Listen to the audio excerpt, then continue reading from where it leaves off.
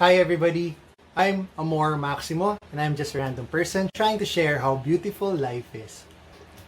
Today we'll be talking about the importance of having a supportive person in your life.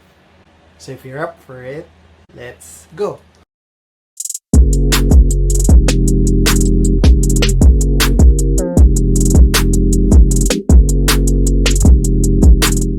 Some people say you came into this earth alone.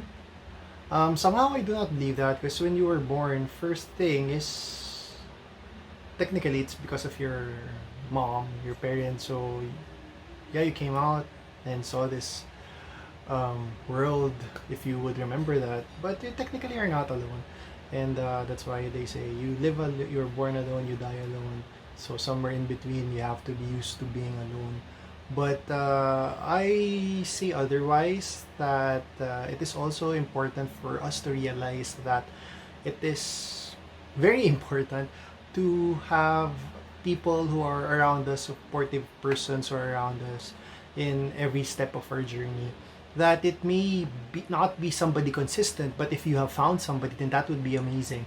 But for different aspects of our life, I think life is a journey. So we we we we travel through it and experience different moments, and we may have different people who would be with us on those moments. And like what I said, if you have somebody constant, hindi ang galing, di ba? Good for you. But sometimes we feel that we are just alone, and that's why ang heavy ng nararamdaman natin minsan. Nawawalan tayong pag-asa, nahihirapan tayo to achieve our dreams or goals or whatever challenges we are facing, because we sometimes realize that we are not alone. And that's why it is important to have constants in your life. And I'm not just saying yung mga tao nakapaligid sa iyo, ha. We must also realize na, hey, there's somebody up there who is always with us as well. We just have to take a breather and try to talk to him. Pero dun nga sa part na meron kang mga best friend, let's say your partner, your significant other, your family, your friends, your barkada, it's always a nice feeling na kahit ano mangyari, meron kang matatakbuhan, no? Meron kang masasandalan, may taong laging nandyan, or may mga naniniwala sa'yo. And I asked the help of somebody that I know, si Heather. She's a colleague, and I've always seen her like via her YouTube channel, other than the times that we flew together or we talked. Talagang syempre yung Facebook na lang minsan yung nagko-connect sa atin. So I see her, she has this YouTube channel, The Flying in Dice, and may ka-partner siya doon, may ka-tandem siya. And they go on to these adventures together even if they work. Kumbaga, it's safe to say that they are the best buds, best sisters. And they also share life experiences, and na-imagine ko na wow, it would be nice to have somebody who is like that in your life, to have a friend who is like that. And I invited her and asked her if she could further talk about it. So without further ado, Heather, take it away. Having a constant person in your life is very important, because they are the ones who will support you, give you advices, people who are concerned, who cares for you a lot. So let's relate this with being a flight attendant. Me, just like you, I was also an aspirant. When I first applied as a flight attendant, I was rejected. And the second time that I applied, I was rejected. So the third time came, and finally, time ko na pala yun para makapasok. During the first two, I'll be honest, I was really frustrated because, being rejected is such a, not naman depressing, but for some people it is depressing. But it's not a good feeling, right? Being rejected. But if you really want something, like becoming a flight attendant, if it's really your goal, you really have to push yourself with it, and then, stay focused, be determined, all those kind of traits. You need to put a lot of hard work and effort to be able to achieve what you really want, right? not just actually in becoming a flight attendant. And a part of it is having a good support group or having someone to listen to talk to. They will actually help in pushing you and achieving your goals. So I'm gonna give you an example, like let's say water dispenser. You're trying to fill up those cups by, keeping all the problems, the struggles, everything that's troubling you. You keep it to yourself. You don't talk to someone. You don't release it. Eventually, that dispenser will be filled up, right? And once it fills up, there's a possibility or it will leak.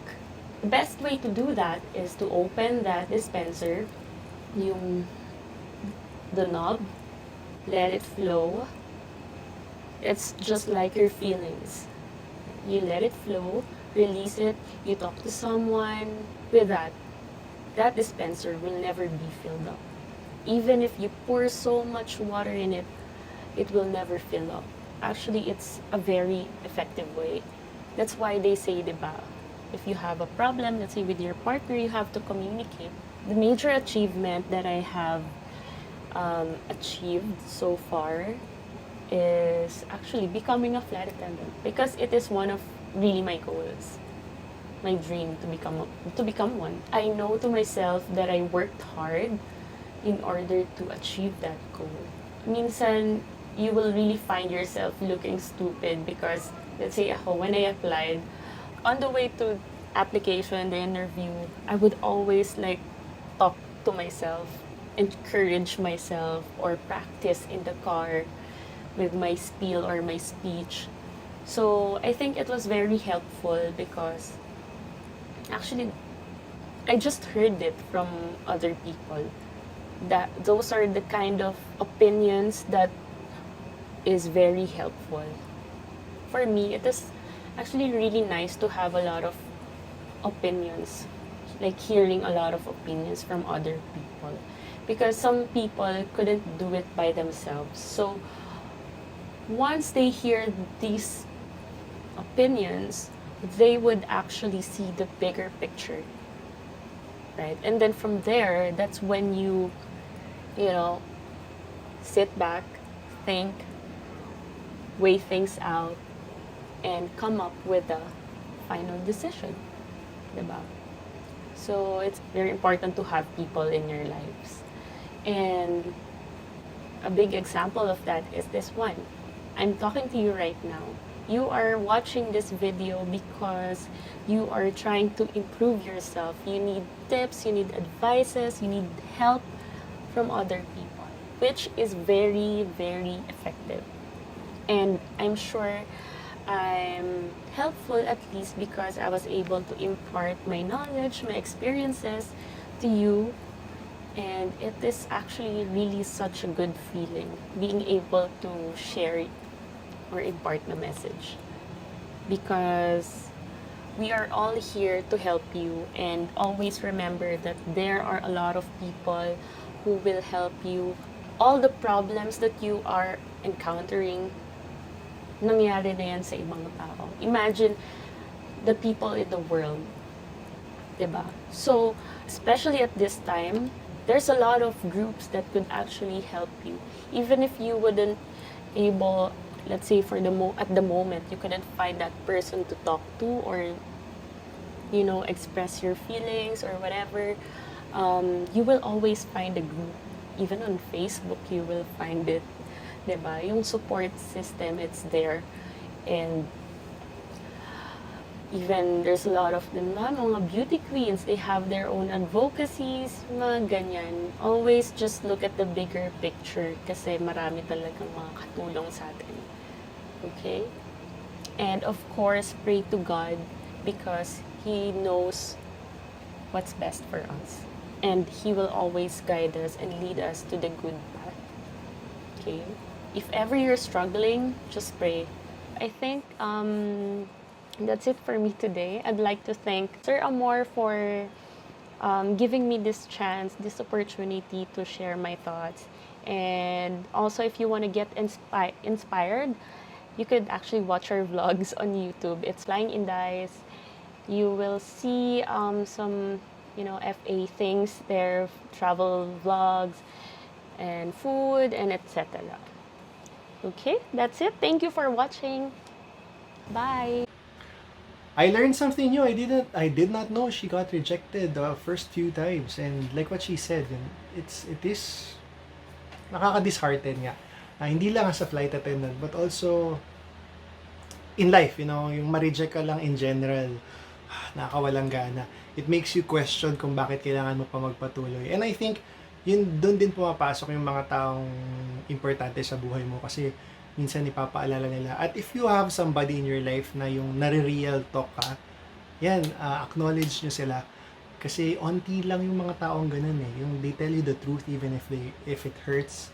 They tell it to you upfront that it also means that no matter what kind of person you are, they do not judge you because they tell you and see things for what it is in their opinion, and as much as it would hurt if they don't think it would be something of value to you, hindi naman nila gagawin yun. So yan, I think you should, if you have those people in your life, you should treasure them. If you don't have them yet, may constant, may family tayo.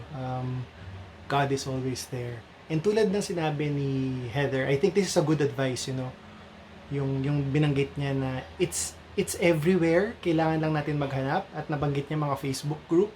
Maraming ganyan. Lahat tayo may kanya-kanyang hobby.